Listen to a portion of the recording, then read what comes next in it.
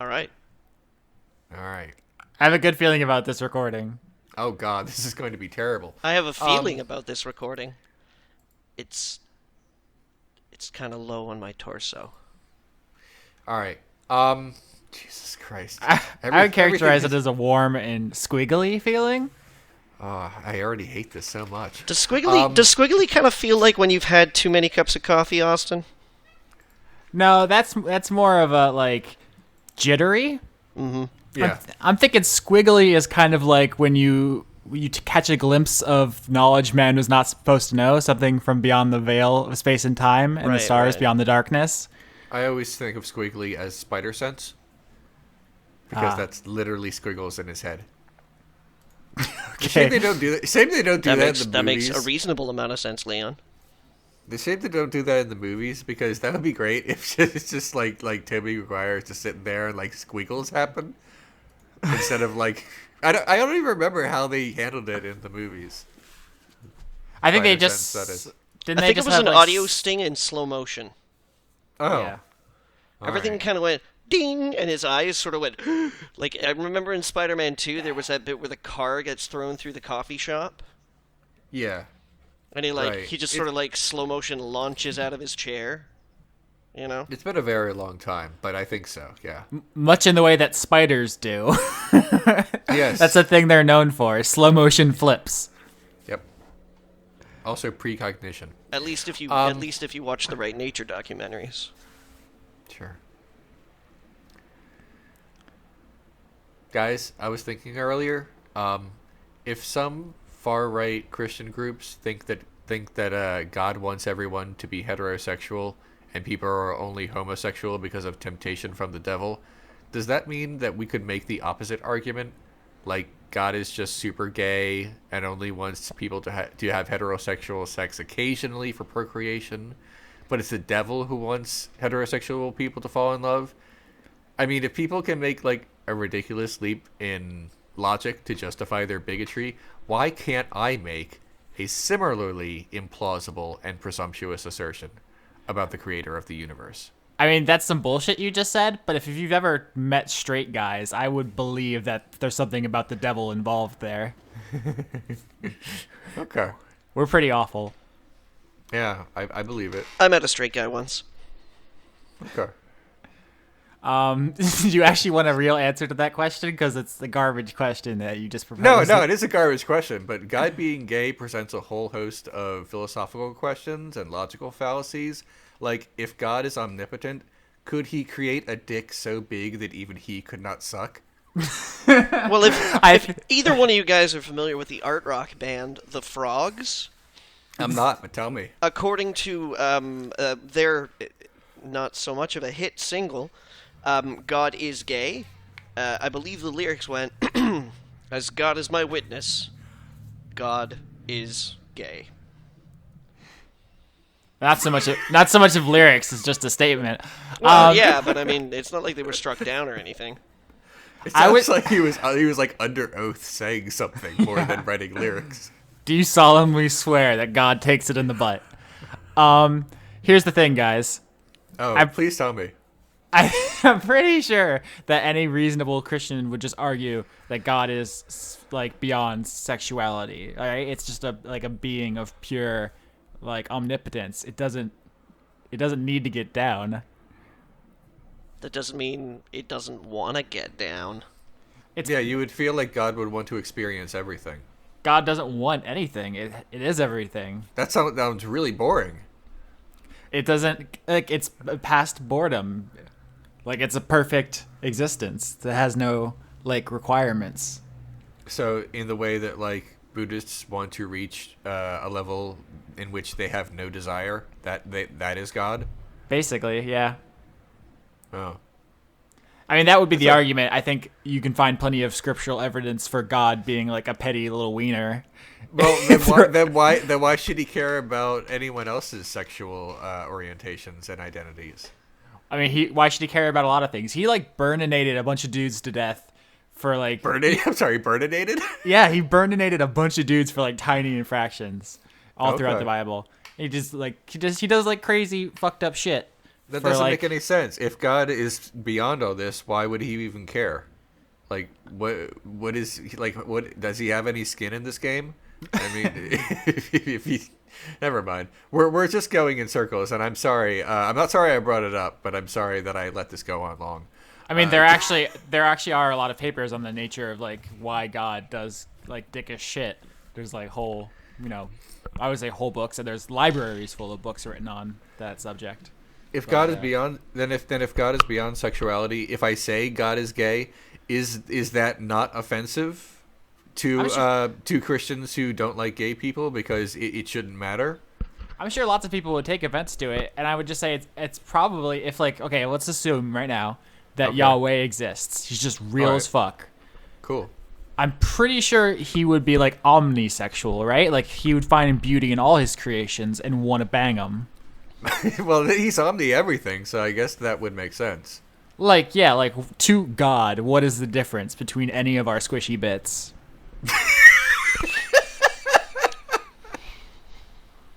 That's a fair point.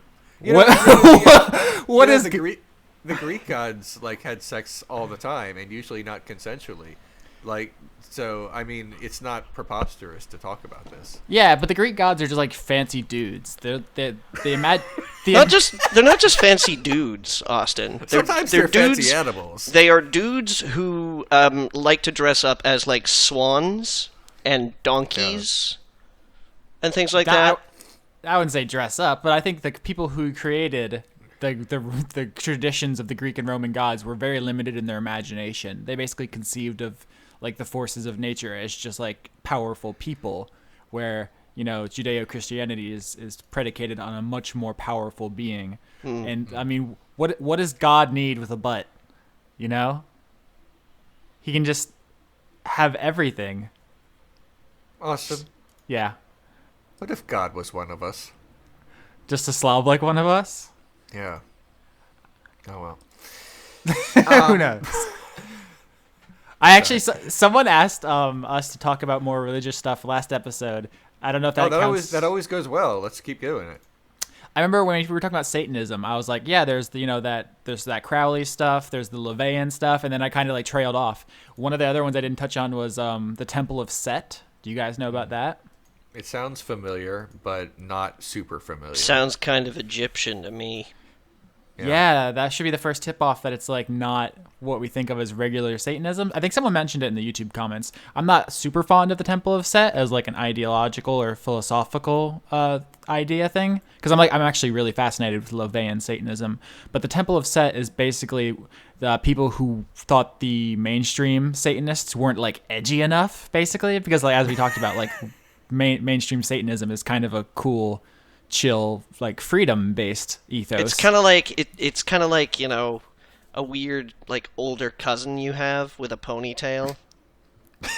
If you say so.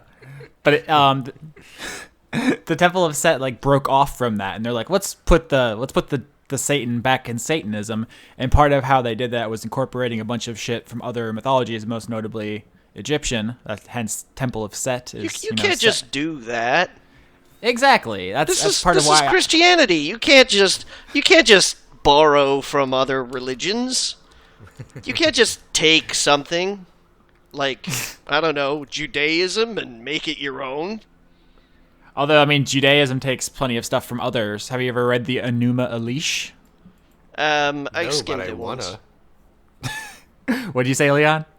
I said no, but I wanna now. It sounds boss.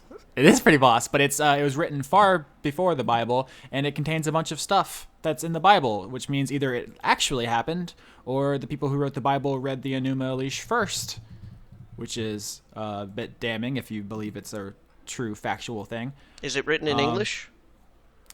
No. Well then, I mean, for fuck's sakes, there's your proof right there. Jesus spoke English. We all know that. Yeah, definitely. But yeah, if you're familiar with a lot of, like, I guess RPG tropes, like Tiamat is a character in Dungeons and Dragons and like Final Fantasy and stuff, that's from the Enuma Elish. That's mainly the flood narrative is like what people study because it's pretty dang close to Genesis. But Yeah, that's a fun detour too. I could go on. Do you guys want to talk about like actual nerd shit that people I No. assume come to the show for? No? No. Let's talk about the Rapture. Let's do that. I was reading about it earlier. Not like not like earlier today, but earlier in my life, like a week ago. Although it is not like explicitly in the Bible, as has been noted, there are verses in like a few different books that people have like cobbled together to create a belief in the rapture. There's something in Revelation. There's something in Corinthians. There's something in one of the Gospels. There was I that can't series remember. of books called Left Behind. yes, which is scripture. But no. It's canon in some parts of the South, the It's American yeah, South. It's its recent popularity, I guess if you can call it, is not completely out of whole cloth, but it's like I thought you said Hulk cloth. yes, the fabric that makes the Hulk's pants grow when he grows, that's Hulk cloth. You It's wouldn't, very- you it's wouldn't like me when I'm miraculous. stylish. Right. No, in all seriousness. It's not something made up out of nowhere. I mean, honestly, some things have been made up, by the church that were not explicitly in the Bible, like purgatory, for example. But there's some scriptural evidence for it. I just want to but go on it's the not- record real quick, just as an aside, Yeah. that I'm for purgatory. I think it was a good revision. Okay. It's not. I'm not saying it's bad. I'm just saying it's not explicitly in the Bible. Now, I'm just gonna, I'm gonna go on the record here and say that theologically speaking, I'm gonna come down on the fence and say purgatory's all right. Pro purgatory. I see what you did there. My favorite part of the Rapture Wikipedia page is at the bottom. It says criticism, and I'm going to read it verbatim. The theology has been criticized for scaring children to believe the rapture has occurred and they've been left behind when their parents have been out of sight. There's like one really salty, damaged Mideasterner who edited that Wikipedia page. Yeah, there's no source for this. It's just like, wouldn't it be weird if that shit happened and someone wrote it into the Wikipedia page and no one has changed it? Have you ever? Okay, I remember on one episode of this show or another show we did, someone edited a Wikipedia page for a joke. But have you guys ever actually edited a Wikipedia page? Yes, I have, but only for jokes. Oh no, I actually did once because I noticed someone had used the wrong Bible quote, and it was the wrong book they were referencing. So I went in and fixed it. Okay. That's the only time I've ever edited Wikipedia. No, the only time I've edited Wikipedia was once as a gag. And I can't remember who it was. Wait, it was someone I didn't like, and I wrote something like for certain artists it says like inspirations and who they inspired later. For some reason I wrote in the other guy from Bill and Ted, and I did not write Alex Winter. I wrote the other guy from Bill and Ted. And that was literally the only time I've ever played around with Wikipedia. It seems counterproductive to do so. So I just haven't really, except that one time because I was feeling, I don't know, I had a wild hair up my ass that day. Well, thank you for finally confessing that to me, Leon. You're welcome. Guys, I don't know how ready you are for Batman v Superman: Dawn of Justice next week. I'm about as ready as it's gonna get. And so we're recording it on Wednesday night. Yep. And tomorrow it's tomorrow night you can see it. I'm not going to see it tomorrow night. I'm going to see it Friday morning. And then next week we will talk about it. At present, we really can't discuss it already. I'm just hyping. But Batman v Superman : Dawn of Justice is currently at 34% on Rotten Tomatoes, Oh, which is it went up. No, Sorry, it used to be at 29, as I recall. It was very low right away, and then last night it was at 42, and now it is at 34. So it's I mentioned on Twitter that it's kind of like when you step on an old scale and the thing kind of wobbles back and forth before it settles. That's where we're going to be at for like the first 48 hours of critics coming in. But at this point, it's kind of settling around 34. It's pretty. I mean, even if it goes a little higher and it's back to like 39, that's still quite bad. So we'll have an update next week. We've committed to this. We've made a blood oath. I've been trying to think of how to get out of it. You've been trying to think of how to get out of it. Yeah. I mean, I'm looking at the movies that are in the theater now, and it's like, oh, I want to see Deadpool. Oh, I want to see Zootopia. You should have seen that months ago. There's a place up the street. There's this Vietnamese restaurant up the street where I can get 2 like fucking 10-inch faux sandwiches, 2 fucking 10-inch banh mi for the price of a movie ticket, and they do this spicy lemongrass marinated long cooked pork that just like First of all, Johnny, you need to find a theater that has like one day of a week where it's half price. That's what I do. I watch almost all my movies on Tuesdays. I won't be this time, but almost every time I watch it on Tuesdays because tickets are $6.50. They have cheap movie night in Canada as well. The problem that I have is that Tuesday nights are very busy for me. Right. Okay. Well, that's fair.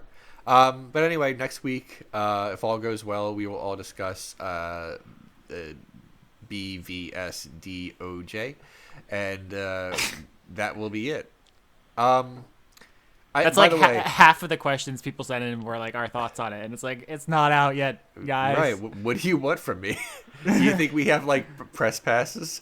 No, I think I was like, who do you think's gonna win? And obviously, they're not gonna fight for that much. They're teaming up. Right? Guys. No, Love is gonna win. Yeah. Look. Even if one like wins a little bit more than the other. No one's gonna get like destroyed. It's gonna be like. I don't know who's gonna win, but I know who's gonna lose. Us, because we have to watch it. Yeah. Yeah. I consider myself to be someone who enjoys getting excited about something, even if I mean, by this point, I should be cynical about certain things, but I don't like feeling that way. So for the past few weeks, I've been like, you know what, this might be fun. You know, if not fun, at least a memory for me to make for myself. I want it to be good. It's not like I want it to be bad.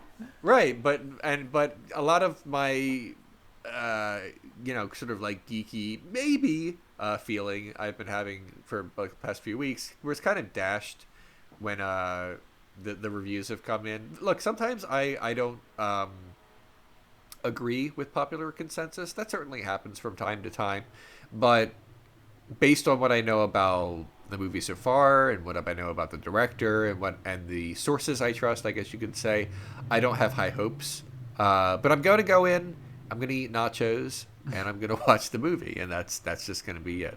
Dread. We really can't say much about it. It's just Dread. And I'm not talking about the comic book movie, Dread. That was a good movie. Yeah. I mean, like, with an A. Dread. Yeah, I understand. That's pretty much all I've been feeling. We'll have the much anticipated 2-year-long build-up conclusion to us talking about Batman v Superman: Dawn of Justice next week. This week, Austin, you brought up a couple of topics in the pre-show chat, and it had nothing to do with religion. We just kind of went that way. Is there anything of the 2 things you brought up? Which one would you like to talk about first? What did I even say? I think I put more than 2. I'm sorry. You said Daredevil. You said Gawker versus Hogan. I'm sorry. You said more later. The NX controller. Whichever you'd like to talk about first. I mean, go right ahead. I mean, the NX controller is probably super duper fake. I'm not sure how much there is to say about it. Except it doesn't look real. Yeah. Yeah. I mean, what our audience, in case you guys don't follow video games, I barely do anymore, but I have Twitter, and the new controller allegedly, and this is like, allegedly with like huge finger quotes as I say that, may be the kind of controller that doesn't have physical, like tactile buttons, but will be modeled more in the way that mobile games are, where you kind of like press the screen. We don't know for sure, and until it's announced officially, we probably shouldn't get our underwear in a bunch. But I will say this: should it happen, based on what I've played of mobile games before, I don't like that feeling, and it's worrisome. But I guess I'll reserve judgment until there's something official. Yeah, my underwear comes pre-bunched on this. Also, you are waiting on pins and needles for the new Nintendo console, Johnny. So I don't think it's like. I'm always interested in what Nintendo is doing, Austin. Always. Because they seem to be the only ones of the major three that are truly interested in shaking things up. Yeah. I guess that's why it's like slightly plausible. Like if this was like a leaked PlayStation 5, like no one would give it the time of day. Only Nintendo like would do something this weird. Yeah. They're the only one that lends any credence to the idea that this could possibly be a thing. Yeah. Yeah. Okay. Well, if we really can't say much about it except speculate, would you like to talk about Gawker versus Hogan? Because I know very little about this. I do know quite a bit about Hulk Hogan, but not a lot. I believe. About wait, this. no. It was Gawker v Hogan, aka Oh yeah, brother, where art thou? He does not say "ooh yeah," but that was still pretty good. That was still pretty good. What is that guy's name? It's gonna haunt me. Macho Man Randy Savage. Oh yeah. Shit, I'm not into wrestling, guys. Yeah, but I wasn't really into wrestling either, but I was really into those Snap into a Slim Jim commercials. I think we all were. So do you guys want me to summarize this court case or what? Yes, please. Yeah. We'll chime in when we have something dumb to say. Okay. Thank you, Leon. So, all right, please, counselor, begin. So Gawker is the big, media conglomerate thing that owns IO9 and Kotaku and all those Jezebel. They own a bunch of sites that do pretty well for themselves. They're kind of like, as far as new media goes, one of the bigger ones. And Gawker, which is both the name of the company and one of the sites, the site Gawker, posted an excerpt from Hulk Hogan's sex tape. Ooh, sorry, Gawker, incidentally as well, Gawker, wasn't that the company that broke the Rob Ford crack smoking scandal thing? That sounds right. Yeah. Gawker has done some legitimate journalism. There's I mentioned this just so you guys know that Rob Ford has passed away. Yeah, I did. In our very quick, brush of Canadian news. So now, as Canadians, we're no longer funny anymore. I mean, we'll still laugh at you if it makes you feel better. It doesn't. Okay. I mean, I have mixed feelings on Gawker. They do a lot of gross shit, but they are also one of the few people in the online space that are doing actual journalism. Like Otaku investigates and does like stories, unlike every other site. Yeah, they're not like a content mill like BuzzFeed, yeah, or they just regurgitate press releases like IGN or whatever. Like Kotaku tries, but they are tied to this organization that does a lot of gross shit. Like most recently, they outed somebody who was like a CEO of a company, and like the person who they got the information from was like trying to blackmail them. It was kind of gross, and they ended up backpedaling on that. But they did not backpedal on this Hulk Hogan thing. Like a judge told them to take the video down. They did not. And this is also how we found out about like all those racial slurs that Hulk Hogan dropped, which is apparently not in the original video they published. I have not watched the video because why would I do that to myself? My understanding is like Hulk threatened to sue them over the first video in anticipation of them then releasing the racial slurs video, which is a separate incident but related, obviously. So this has gone to court, and I think most people thought it's newsworthy. He's a public figure, and this is journalists' First Amendment ? But nope.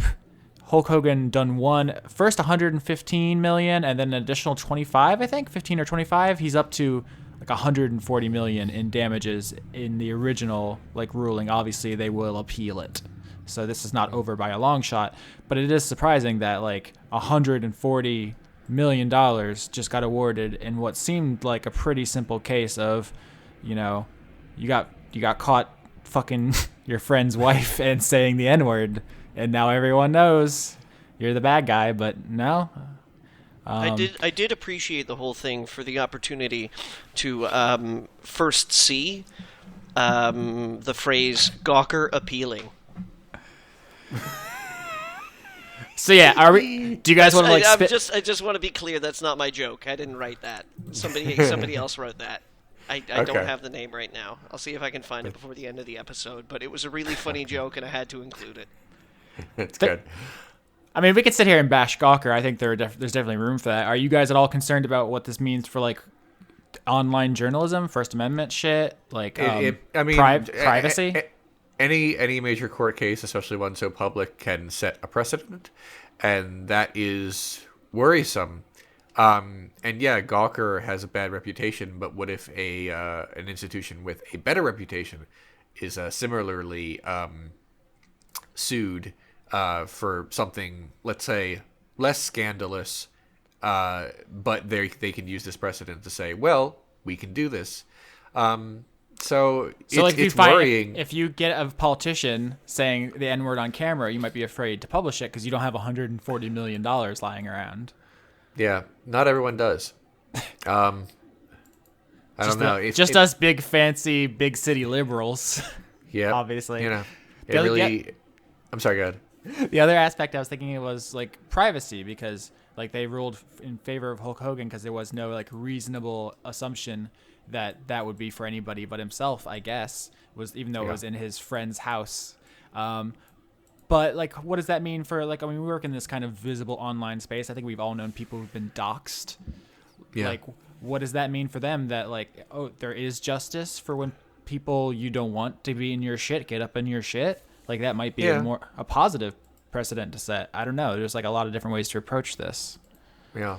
It's complicated, but when it all comes down to it, when it comes crashing down and it hurts inside, you got to take a stand. It don't help to hide. Are those lyrics? Yes, they are. Okay. Jokes. I like Leon. You're very lyrics heavy today.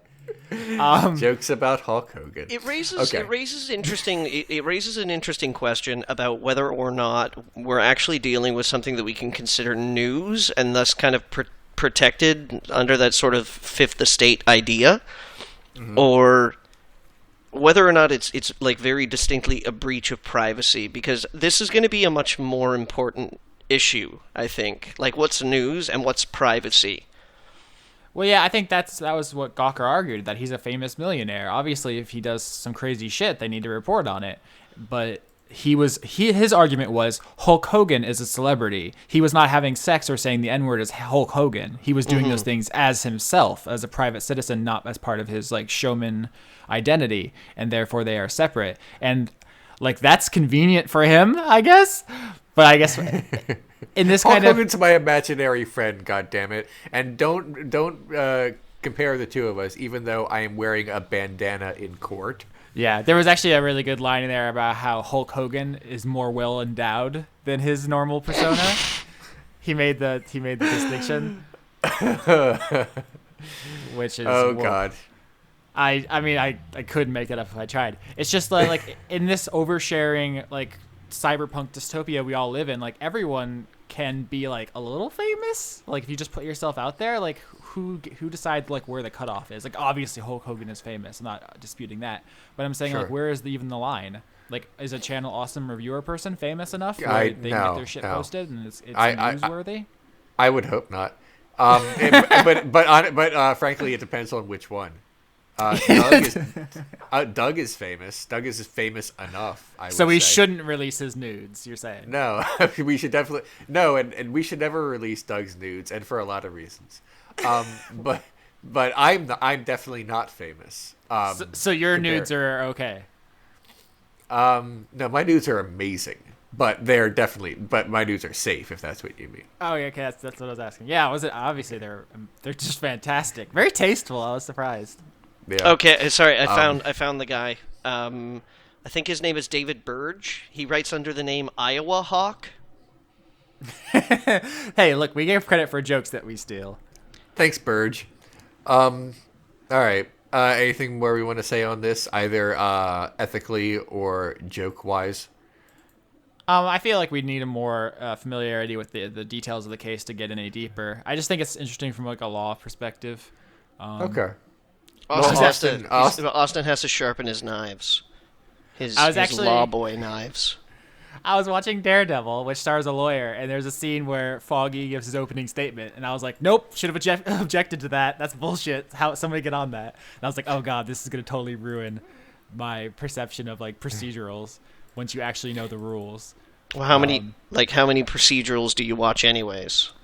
I try not to watch anymore, but you have to admit they're very prevalent. There are a lot Sure. of them.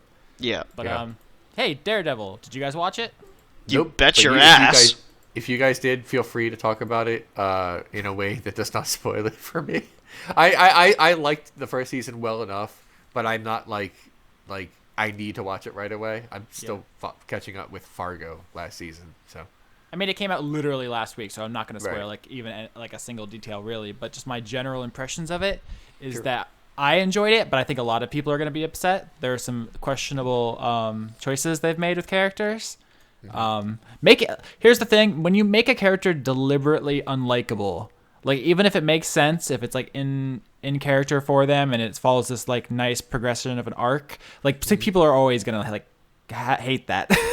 And I feel like Daredevil went out on a limb with some of its characters, making them kind of unlikable. But Which I I don't know how liked. that's gonna be received. I liked it, yes. I just don't think it's a popular choice. No. What is going to be a popular choice, though, is The Punisher. I saw someone who reviewed the second season of Daredevil, and they said it's a bad season of Daredevil, but it's a fantastic season of The Punisher. He really steals it. The guy who played Shane on The Walking Dead, it's just John what's his name? Bernthal is his name. Bernthal. Yeah, he kills it. And I think when they announced that he was going to be the Punisher, I was like, I don't really care that much because the Punisher's kind of a boring character. Like he kills dudes. But like they put some real work in to make him maybe not complex, but there's a level of like emotional like meat to grab onto where it's just not just like, oh, my family's dead, so I am angry. Like there's stuff going on. It's pretty clever. The other thing we knew about going in was Elektra, who I've never read any comics featuring her, so my only exposure to Elektra is the Ben Affleck movie and its sequel. And they crushed that. I guess that's a low bar, but the Elektra here is much better. I don't know if it's as good as the comics. They changed a little bit, but as far as I'm concerned, it was well within the bounds of what you can change to sort of like streamline the telling of a story. Like the original Elektra, the story is that she wants to, like, they're right about Murdoch and Elektra being lovers in college or when they were younger. I can't remember if they were lovers in the comic or in college, but when they were younger, at least, they were right about that. But then, like, there's a story about how Elektra wants to train with the Chaste, but then they kick her ass out for being too unstable. So she then trains with the Hand. So that Hand and Chase stuff is kind of like a through line here with, I think maybe he's going to go through into the Defenders, which is when, Daredevil meets up with the other street level heroes and stuff. And I'm not sure how I feel about it. I think like the weakest part, the albatross around Daredevil's neck is the source material. It's just goofy to have a blind man fighting ninjas, like a lot of ninjas. You know what I'm saying? I know it's like comic book logic and there's like weirder shit, but did you not find it kind of goofy? It's always been kind of goofy, but I mean, people have been talking about Batman v Superman, fucking like all week long so far. And some of my favorite commentary on the movie is about the difference between the DC comic shows and the DC movies. I read somebody on Twitter earlier today say that it was like, we gotta have these crushing emotional scenes between Batman and Superman where entire cities are leveled and people get shot and their necks get snapped. And then you turn in the other direction and look at the TV and it's like, oh look, the Flash is punching a shark. Awesome. And I kind of feel that way about the Daredevil show, is that it's just kind of like, it's still pretty comic booky. Yeah, I mean, there's different tones work for different characters and different storylines, and you also take into account that the shows are deliberately smaller scale than the movies. So having Daredevil fight 20 ninjas in like a couple square blocks for a whole season makes more sense than him fighting like Galactus or whatever. Like I get that. It's just it doesn't fit like the tone. I feel like it's like Daredevil's pretty dark. Like there's like a lot of, and especially in this season with the Punisher, there's a lot of like blood and gore and like dudes getting just fucking crushed. And whenever the ninjas come out, it's just kind of goofy. That's another thing to talk about. Like if I have complaints about the season of Daredevil, I think some of the scenes are too dark. Like especially in the fight scenes. It's Like, I don't do you know. mean like literally too dark? You mean like you had trouble seeing? Yeah, lighting wise, like the first season has like immaculate choreography. Like everyone remembers like that fight in Cut Man in the hallway, and I feel like they tried to one up it. And there's a scene in season 2. It starts in a hallway, and there's this long fight scene. And between the CGI chain involved and just some of the lighting, I just wasn't feeling it as much as I was the fights in the first season. But that some of the ninja goof. The goof ninjas, and there's just a couple other like minor things. I actually did really like Daredevil season 2, but there's like a lot of things to nitpick about it. It's also less focused. Like the first season was just wall to wall Kingpin. Like this is Kingpin versus Matt. Like strap in. This we knew going in as Punisher and Elektra, and they're kind of disconnected. And then there's other threats, including the Hand, which isn't really spoilers. That was brought up in the first season. And then there's other stuff. Like there's like 3 or 4 different things going on, and it just feels kind of messier. And I know. Yeah, I do setting remember. up. I think it was around the 4th episode or something like that, where there's a very deliberate change of direction, like almost like a 90-degree turn. Which I thought was really clever. I like that they kind of did that. I don't want to obviously give it up, but there's like arcs. You know, it's not like one beginning to end thing like with Fisk. There's definitely separate things going on. But it's like if the first season of Daredevil had been standalone, if there wasn't any more, like I would be satisfied. If the series ended now, I'd be like, well, there's 1,000 things that you guys didn't conclude. It's a gosh dang mess up in here. Yeah. And now it's deliberate. They're setting up for the Defenders, and you know, that's fine, I guess. It's just. I guess we need to remember that Daredevil was the first one. You know, like because Netflix and Marvel were like, yeah, maybe we could try this. We might wind up with something good. You know, and then Daredevil came out, and the first season was a huge hit, obviously, because immediately afterwards they were like, oh yeah, Daredevil 2, season 2 is coming. Oh, by the way, Jessica Jones is going to be out later this year or early next year, and blah blah blah, etc. You know, like it. Now they know that they kind of have something, so they're like, I'm just gonna reel you in a little bit. Speaking of the response to the first season, I feel like everyone's like, yeah, it's really good. Although the costume he gets at the end is kind of goofy. And the second season, like, concocts an excuse very quickly to update the suit to be less goofy. I thought that was funny. How they go out of their way. It doesn't look goofy anymore? That's all I want to know. It looks better? It looks better very quickly. It's goofy right. for a little bit. Okay. But the costuming is strong after that point. Good. Yeah. All right. I mean, I didn't hate it, but I was like, it could be better, and they knew that, and that's nice. All right. That's all I want to know. I don't want to know anything else about the season. I'm at the point where like I don't dislike superhero movies or television shows, but I don't feel the need to watch all of them, even though they're all in the same universe anymore. Like, I'm not watching Agents of S.H.I.E.L.D. or Agent Carter, even though Agent Carter was okay. Or a couple other things. I'm just watching Daredevil, and I'll watch some Marvel movies, and we'll see what happens with the DC movies. Probably not a lot of them. So that's all I can really speak to about that. Any other topics you guys want to talk about before we go to questions?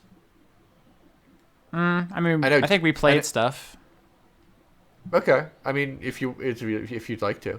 I don't want to talk about what I played in video games at all. I started watching a television show. Okay. Have you guys heard of Mr. Robot?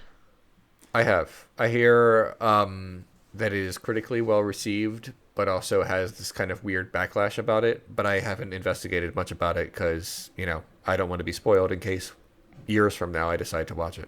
Austin? Literally, all I've heard about it is that steals the twist from Fight Club. I've heard that it is very heavily inspired by Fight Club in a way that they don't even remotely try to deny.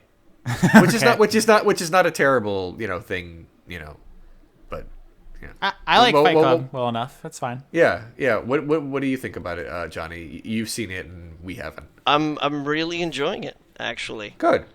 All right. I haven't finished watching the first season yet. I think I'm about episode 7 or something like that at this point in time.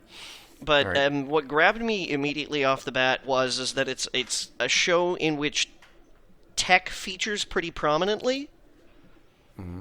But they talk about it like it's an actual thing, as opposed to, Like in CSI where Ice-T explains yeah, shit. like they don't sit down at computers and just go like, hang on, let me scrape the mainframe. I've designed a GUI to sneak in underneath the user's password, and we're gonna crack the firewall and get our way through the nodes. Click, click, clack, clack, clack, clack, clack, clack, clack, clack.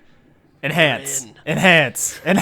Yeah, like it actually, like it does. There's a scene, the main character, like very early on in the show, basically confesses to hacking into like just about everybody that he knows, to like make sure that he can trust them, to like figure out what their deal is, because like a big part of the show is that this guy is socially inept, pretty much disturbed, mentally ill, in at least some capacity, and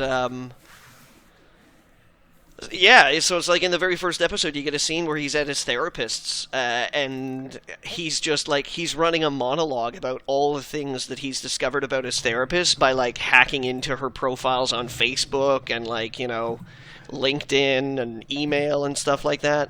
So you get these scenes where he calls up this guy at one point in time and it's like, yeah, so we're having a little bit of problem right here with one of your credit cards. I just need to verify your identity. What's your favorite sports team?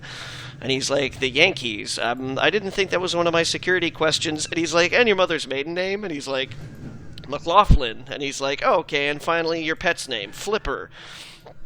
And he's like, oh, okay, sir, well, we registered some transactions, and then he, like, uses that data to, like, basically run password lockdown searches. So it's like, oh, okay, yeah.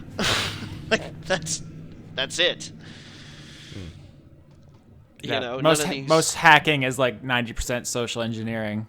Yeah, but the tech work is pretty clever for the most part. Like I don't feel like I'm being talked down to when I watch it, and it's really well shot. Like the cinematography is pretty incredible insofar as that they employ like a lot of subversive framing to make the audience feel distinctly uncomfortable. Pardon me. So like there's a lot of times where you'll get characters that should be the focus of the scene kind of like off to the side and a little bit down, and you're sort of like, no, I should be looking right at you. Why are you over there?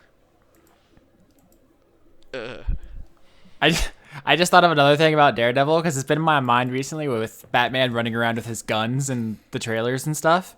Like a big thing about the emotional core of the second season of Daredevil is that he like will not kill, and the Punisher and the Lecturer like love to kill. But he keeps beating like dozens of people into unconsciousness, and that's not like that much better. You do realize that like that's probably permanent brain damage. You can kill someone just with a punch. I mean, you have to be really careful about fighting anyone in order to definitely not kill them or cause serious brain damage. I mean, there's a reason why professional boxers are the way that they are by the time that they're 35. And football players. And football players. And they wear whatnot. helmets. Yeah, gosh. But he just like turns dudes' heads into fucking burger. Like he wrecks these people, and he's like, I have the moral high ground. I only crippled them for life. Yeah, but in the Marvel comic logic, they're fine. In the same way that like when someone shoots someone in the shoulder, they're okay by the next episode, when in reality that might cause serious like irreparable damage. Yeah, that's Austin, we are buying into a television series here about a blind lawyer who I know, but punches it's not people on the streets of New York. I'd accept it if it was a smaller detail, but it's like literally the crux of the entire season is this kill won't kill question. I just like you said, when someone gets shot in the shoulder, that reminds me one of my favorite details from Breaking Bad is that one of the characters gets shot in an early season and then spends the rest of the show in like rehab. So, anyways, Mr. Robot's good. Good. I'm glad. I've heard it's good, but it's on my list of a million things. Yeah.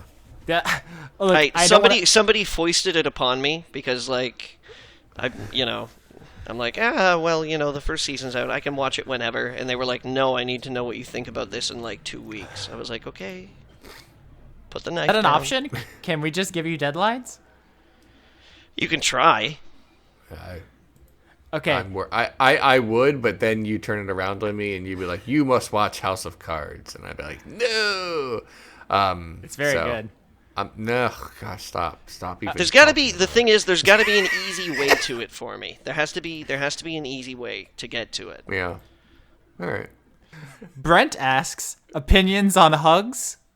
Yeah, great. I love hugs. Yeah, hugs are the best. I try to hug people all the time. I come from a very non-hugging family, so I'm always trying to hug my brother, and he's like, I will literally knock your teeth out if you hug me. Oh. So I try to get my hugs where I can get them. They're good. I hug like all of my friends. I got room for hugs. Good. You're not as enthusiastic?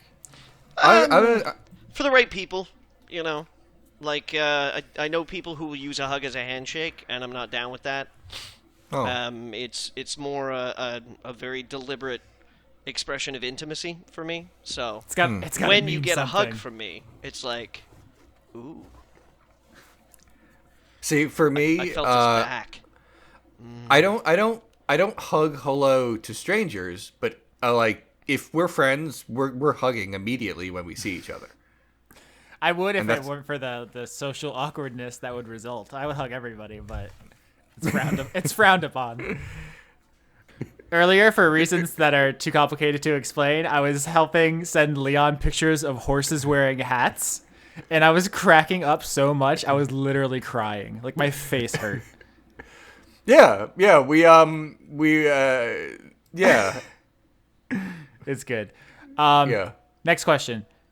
Jade asks, are there any religions in fiction that you find interesting?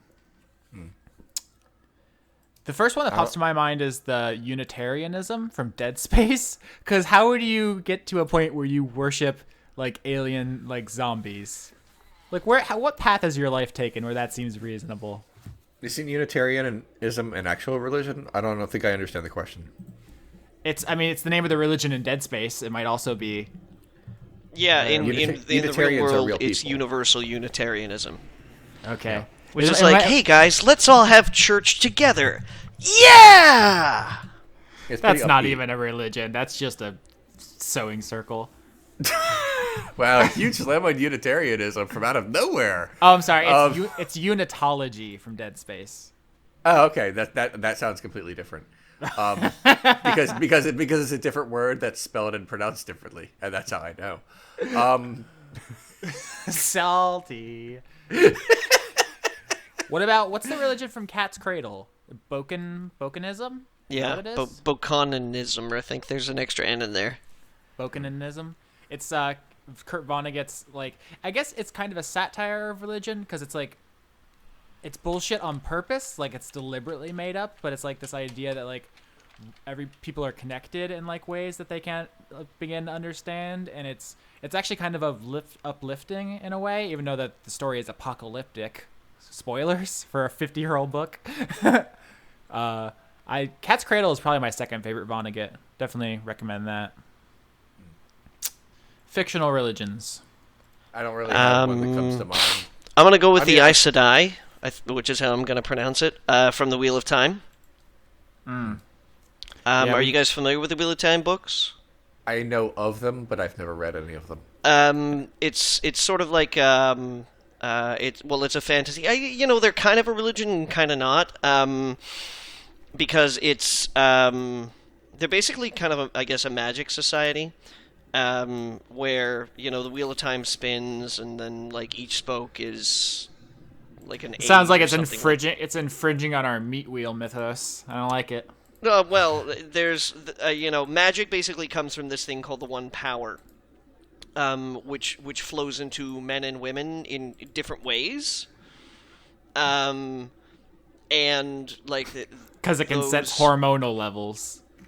Yeah, there's some interesting sexual undertones actually, to the Wheel of Time, but it's like they've done some weird things about it where there was this like chosen one at some point in time who wound up like touching a dark force that tainted the male section of magic. So it's like men and women can both use magic, but only women can use it safely. Hashtag misandry. Yeah, I know. Poor men, right? And the more that men use magic, they use the One Power essentially. They have this like they become increasingly tainted by the touch of the Dark One essentially, and they can go like completely fucking batshit insane. So it's, and I mean it's, I read them years ago, or like at least the first, I think 5 or 6 books I read them years and years and years ago, but I was really, really fascinated with the social aspect as well as like how interestingly well developed the magic system was. I don't know, that the gender stuff seems weird because like you can just go take hormones, you can get hormone replacement therapy and be a different gender. Will the magic change its mind then, or does it like no? What about androgen insensitivity syndrome? So many questions. I know, and like I said, I only got to like book 5 or 6. Oh, what about Elder Scrolls? I like the religion in Elder Scrolls. I used to be able to name all the divines and the Daedra. That's good stuff. I like those guys. Guys, we're running low on time, so if you want to pick like the best questions next, that would be great. Just the hits. Best one. Fuck. Here's for our audience. We've only been going on for an hour and 9 minutes now, unless I cut a lot of it. But we've actually been going for over an hour and a half because of technical difficulties. So, do it. Do it. I like I like this question because it excludes Leon. Consumer. Thanks. I said the best one, but all right. It's a quick one. Consumerist Skeleton asks, "What Dungeons and Dragons class would you and Johnny be?" That's for me. So you and Johnny is me and Johnny. Yeah, you'll find out soon. I mean, yeah. I don't know, cleric, I guess, because I'm super interested in religion, and that comes across in Dice Funk. Johnny can't pick a damn class. He's got cold feet. It's not a case I don't have cold feet, Austin. Uh-huh. Got to make the best. I just don't know what I want to play for season 2. If I was going to be a class, I don't know, monk possibly, martial arts training. Yeah, that's fair. Okay, best question. Dalamard asks, "Why is the word wanker so liberating to say?" It is pretty good. I feel like I don't get enough use out of it because it's not a very American thing. But whenever I see British people in movies do it, I'm like, yeah, that's tight. Probably because we're not so familiarized with it. What's your guys' favorite like insult phrase to yell at people? What's your go-to? Would you want to call somebody something? I usually try and mix it up. Yeah. You got to keep them guessing. I typically don't insult people. No, it's not about keeping them guessing. It's about keeping yourself sharp, Austin. I got you. I did write out a great insult for when Ronaldo meets up with Lonigan, but I don't want to say it yet. Yeah, don't spoil that. I do. How much of that are you spinning off the dome? Because you gave this whole speech about cutting off the dick of the snake, and that was improvised. But I do have like certain like character moments that I have planned in advance that I sometimes get to, and sometimes they can't happen because the plot goes a different way. Jeez. Yeah, most of the questions we got this week are about like Batman versus Superman and stuff like that. So there's not too many good ones. Like someone asked who I married in Fire Emblem, and I got one. Well, when I talked about Fire Emblem before, I married Felicia in one of my files. That's Felicia the maid. I also married Rajat the Stalker, and Hinoka, the Pegasus Knight, and my other one. So those are my 3 people I married. That was Nephrim who asked that question. El Consolero asked, "Can we have a Johnny origin story?" I suppose. Why don't we save that for episode 150? We're really putting a lot of faith that we're gonna get that far. Yeah. Well, if we get that far with him, we've earned Johnny. All right. The only other question that's really can get anything out of is Robert Paulson asks, "What's the funniest story of you getting hurt?" Does anybody have a funny story about getting hurt? I get hurt all the time. Yeah, I had surgery complications recently. Is that funny? It's the funniest story. It wasn't funny at all. I don't know. I'm trying to think of a time when I've been in pain when it's funny. I don't handle pain very well. I avoid it. The only time I've ever been on painkillers was recently because I was in an incredible amount of post-surgery pain. Normally, no matter, I try to avoid pain. I also try to avoid painkillers because I don't like putting anything in my body stronger than ibuprofen. So I don't have too many of those stories. Sorry. I think the funniest thing I can think of was I was putting shingles on a roof and I fell off. That probably would have been really funny to see. Just a fucking gangly ass nerd fall off a roof. Did you make the goofy sound? I don't think I did. I think I made the sound of. That's pretty good though. I was once singing a lounge song while attempting to slowly walk down a spiral staircase and promptly fell down said stairs.